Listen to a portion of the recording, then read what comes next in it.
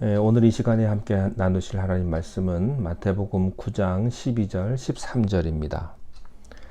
예수께서 들으시고 이르시되 건강한 자에게는 의사가 쓸데없고 병든 자에게라야 쓸데있느니라. 너희는 가서 내가 긍휼을 원하고 제사를 원하지 아니하노라 하신 뜻이 무엇인지 배우라. 나는 의인을 부르러 온 것이 아니요 죄인을 부르러 왔노라 하시니라. 아멘. 예수님께서 세리 마태를 부르셨습니다. 그리고 마태의 집에 가셔서 여러 사람들과 함께 식사를 하셨습니다. 그 자리에는 많은 세리들이 있었고요. 죄인들이 있었고요. 그리고 제자들과 또 거기에 바리새인도 왔습니다. 그런데 바리새인이 와가지고 어찌하여 너희 선생은 저런 세상적으로 함께 할 수 없는 저렇게 낮은 사람들, 죄인들과 함께 식사하느냐, 이렇게 제자들에게 말을 한 겁니다. 자, 이 바리새인은 어떤 모습을 가지고 있습니까? 실제로 가장 잘 예수님을 이해해야 할 사람이 바리새인 아니겠습니까? 왜냐하면 그들은 율법 전문가들이기 때문에 구약에 보면 예수님의 탄생을 예언했다는 것을 그들이 너무나 잘 알고 있는 사람들이지 않습니까? 그런데 가장 이해해야 할 사람이 가장 이해 못하는 사람으로 나타납니다. 여러분, 이때 고통을 아십니까? 가장 먼저 순종하고 이해해야 할 아내가 다른 사람보다 더 남편을 비판하고 있었을 때, 동시에 가장 먼저 사랑하고 이해해야 할 남편이 자기의 사랑하는 아내를 사정없이 비판하고 타인처럼 취급했을 때, 그때 심정이 어떻습니까? 여러분, 만일 예수님의 태도와 말씀에 불평을 하고 만족을 못한다면 도대체 이 사람은 어디 가서 만족을 구하고 무엇을 해야 행복을 느끼겠습니까? 바리새인은요, 유감스럽게도 예수님에게 만족을 못하고 말았습니다. 불행한 사람이죠. 여러분, 하나님에 대해서 만족을 못한다면 여러분은 정말 소망 없는 사람입니다. 예수님에게 와서 행복을 찾지 못했다면 여러분은 갈 데가 없는 사람임을 아십시오. 분명한 것은요, 바리새인은 천국을 갖다 줘도 지옥을 만들 사람들이에요. 내 마음이 불편하면 천국을 갖다 줘도 다 불편합니다. 그러나 내 마음이 기쁘고 즐겁고 좋으면요, 지옥이 와도 천국을 만드는 거예요. 여러분의 마음은 지금은 어떻습니까? 불편합니까? 아니면 기쁘고 즐거우십니까? 자, 이 바리새인 보면요, 세 가지 문제점이 있는 것 같습니다. 첫 번째는 근본적으로 이 사람은요, 감사하고 감격하는 마음보다는 비판하고 시기했던 마음이 우선했던 것 같습니다. 예수님의 말씀과 기적을 보고 따랐던 그 이유는 그분을 경배하기 위해서라기보다 시기하고 질투하고 어떤 정보 조사하기 위해서 온 것 같습니다. 어떤 사람은요, 은혜 받는 자리에 은혜 받으러 오는 사람이 있고요, 알아보러 오는 사람이 있습니다. 교회에 어떤 분들은요, 알아보려고 오시는 분들이 있어요. 어떤 교회인가? 아무리 은혜로운 사건이 그에게 전개된다 하더라도 그 사람의 마음이 비판 의식으로 가득 차 있으면요, 좋은 게 보이질 않습니다. 바리새인은 감사하기보다는 그의 마음에 비판 의식으로 가득 차 있었습니다. 세상에서 가장 불행한 사람, 불행하게 사는 사람의 공통점은요, 감사가 없는 사람들입니다. 환경이 나쁜 것이 아니라 감사가 없는 거예요. 매사가 원망과 시비, 그리고 비판 정신으로만 살아가는 사람들이에요. 참 불행한 사람들입니다. 그런 사람들한테는요, 시집도 가면 안 돼요. 장가도 가면 안 됩니다. 왜 그럴까요? 평생 여러분을 비판하고 앉았을 거예요. 그 무서워서 어떻게 살겠어요? 그 사람의 그 비판 정신 앞에서 하나님도 벌벌 떨지 몰라요. 불행한 사람입니다. 여러분, 감사하는 삶을 사십시오. 비판하는 용기보다는요, 수용하는 용기가 더 큽니다. 미워하는 용기보다는 사랑하는 용기가 더 엄청나게 힘든 거예요. 참된 인격, 참된 지성이 그런 겁니다. 두 번째, 이 바리새인에게서 발견하는 건요.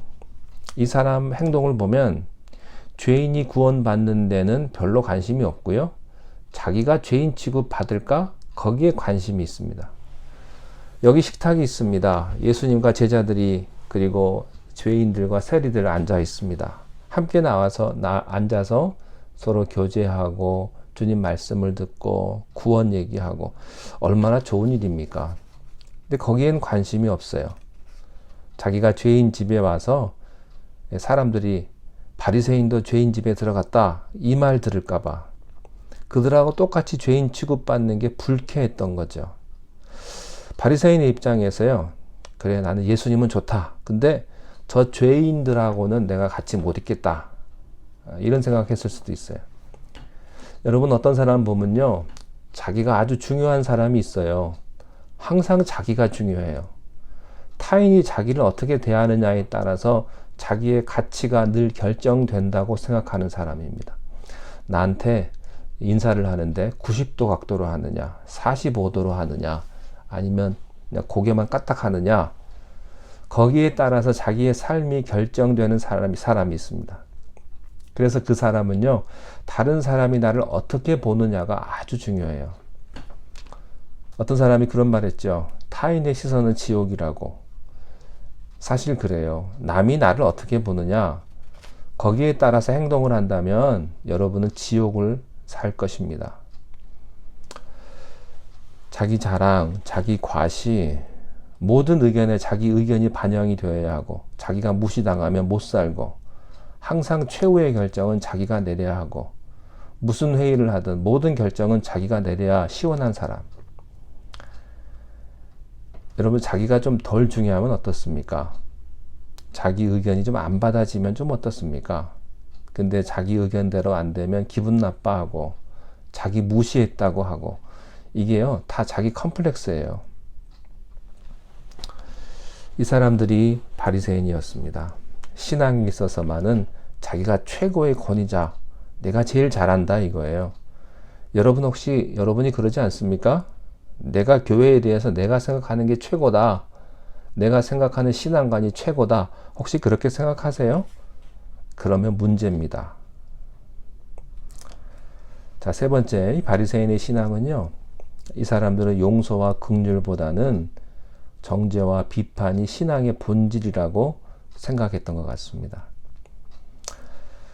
하나님의 긍휼이 없다면 우리는 한 사람도 구원받을 사람이 없습니다. 하나님께서 정의의 눈으로 우리를 봤다면 우리는 다 죽을 거예요. 하나님이 긍휼로 우리를 보셨기 때문에 우리가 이렇게 숨쉬고 사는 겁니다. 긍휼은 구원의 원동력입니다. 은혜라고 하는 것은 은혜는 우리의 죄를 용서해 주시는 것이지만 긍휼은요 죄의 비참함까지 용서해 주는 것입니다. 바리새인은요 긍휼은 별로 중요하게 생각하지 않았어요. 사랑도 중요하게 생각하지 않았습니다. 자기들이 생각했던 율법이라는 기준에서 벗어나면 모든 것을 비판하고 정죄했던 사람들이죠. 자, 이러한 바리새인의 태도에 예수님께서 어떻게 반응하셨습니까? 세 가지로 반응하셨어요. 첫 번째는 환자에게는 의사가 필요하다. 병든 자에게 의사가 필요하다. 그렇죠. 건강한 사람에게는요, 의사가 별로 의미가 없죠. 특별한 사람 아니에요. 보통 사람이에요. 근데 환자에게는 특별한 사람입니다. 특별히 죽을 병에 걸린 사람에게는요, 의사가 절대적인 존재가 됩니다. 그렇습니다. 죄인에게 예수님은 절대적 의미가 있습니다. 스스로 나는 의인이다, 죄가 없다고 하는 사람에게는요, 예수님은 별로 의미가 없어요. 깊은 병에 걸려서 암이 자기 몸에 자라는 것도 모르고 술 먹고 방탕하게 살아가는 사람이 있듯이 죽음이 코앞에 있는데도 죄인인 줄 모르고 교만하고 방자하고 경고망동하게 살아가는 현대인들이 얼마나 많습니까? 내일이면 그 생명이 끝나는데, 내일이면 그 사람 지옥 가는데 그걸 모르고 자기 마음대로 살아가는 사람들, 돈과 권력과 세상과 젊음을 의지해서 살아가는 사람이 얼마나 많냐는 얘기입니다. 죄를 알 때 예수님을 압니다. 자, 예수님은요, 성경적인 근거로 다음과 같이 말씀을 하세요. 13절인데요. 너희는 가서 내가 긍휼을 원하고 제사를 원하지 아니하노라 하신 뜻이 무엇인지 배워라. 이 말은 구약에 기록된 하나님의 말씀인데요. 호세아 6장 6절에 나는 인애를 권하고, 긍휼이죠. 나는 인애를 원하고 제사를 원치 아니하며 번제보다 하나님을 아는 것을 원하노라. 하나님은 긍휼을 원하시지 형식적인 제사나 번제를 원치 않으신다 하는 겁니다. 신앙이란 한마디로요, 죄인에게 긍휼을 베풀 줄 아는 것입니다. 내가 얼마든지 무시할 수 있는 사람이에요. 별로 볼 일 없고요. 무시해도 돼요. 근데 그 사람을 무시하지 않고 인격적으로 대접해 주는 것, 상대 안 해도 될 사람을 내가 가서 굳이 상대해 주는 것, 긍휼을 베푸는 것, 이것이 신앙이라는 거예요. 나는 제사를 원치 않는다, 긍휼을 원한다, 이걸 배워라, 이 말씀이죠. 신앙이란 긍휼을 베푸는 거예요.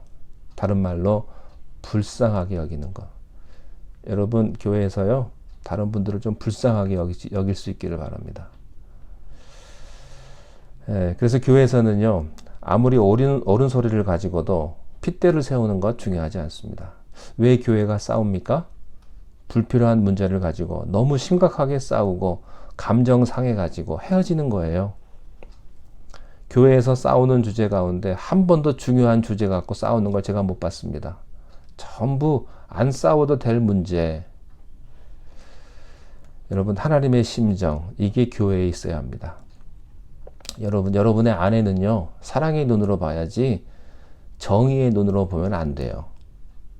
여러분의 남편의 허물과 단점을 보지 않기로 결정하셔야 합니다. 그거 봐야 고쳐지지 않아요. 그냥 그대로 있을 수밖에 없어요. 교회에서도 마찬가지입니다. 여러분들이 그것을 지적한다고 그 사람 허물과 단점 지적한다고 고쳐질까요?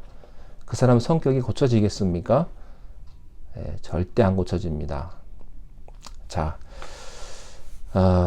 이제 마지막으로 예수님은요, 자신의 권위를 가지고 말씀을 하세요. 뭐라고 말씀하시냐면, 나는 의인을 부르러 온 것이 아니요 죄인을 부르러 왔노라. 로마서 3장 10절에 세상에는 의인이 한 사람도 없다고 말씀합니다. 모두가 죄인입니다. 이 세상에서 가장 큰 죄인은 스스로 죄가 없다고 하는 사람입니다. 이 사람이 제일 큰 죄인입니다. 여러분은 죄인입니까?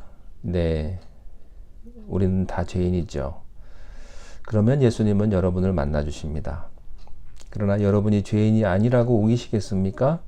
그렇다면 예수님은 여러분을 만나 주시지 않습니다. 예수님은 죄인이라고 생각하는 사람 앞에 서 계십니다. 주여, 나는 고개 들 수 없는 사람입니다. 부끄러운 사람입니다. 내 과거를 볼 때 얼마나 내가 교만했고 건방졌고 참으로 하나님 앞에 내가 할 말이 없는 사람입니다. 주여, 나를 불쌍히 여겨 주옵소서. 그렇게 고개도 못 드는 사람 앞에 예수님은 서 계신다는 사실입니다. 잘난 사람 앞에는 주님은 안 계십니다. 못났다고 생각하는 사람 앞에 주님은 서 계십니다. 주님을 만나십시오. 주님의 초청을 받으십시오. 그리고 주님과 함께 음식을 함께 같이 나눌 수 있게 되시기를 바랍니다. 기도하겠습니다. 사랑의 하나님 아버지, 우리가 주님 앞에 죄인됨을 고백하게 하시고 내가 얼마나 교만했고 참 하나님 앞에 설 수 없는 참 죄인임을 다시 한번 고백합니다. 주님, 우리를 불쌍히 여겨주시고 우리에게 참된 하늘의 위로와 하늘의 음성을 저희들에게 허락하여 주시옵소서. 우리가 죄인됨을 다시 한번 고백하게 하시고 다른 사람을 바라볼 때 참된 긍휼의 마음을 가지고 그들과 함께하며 그들에게 하나님의 사랑을 전하며 내가 받은 용서함도 함께 나눌 수 있는 귀한 하늘의 축복을 허락하여 주시옵소서. 예수님 이름으로 기도하옵나이다. 아멘.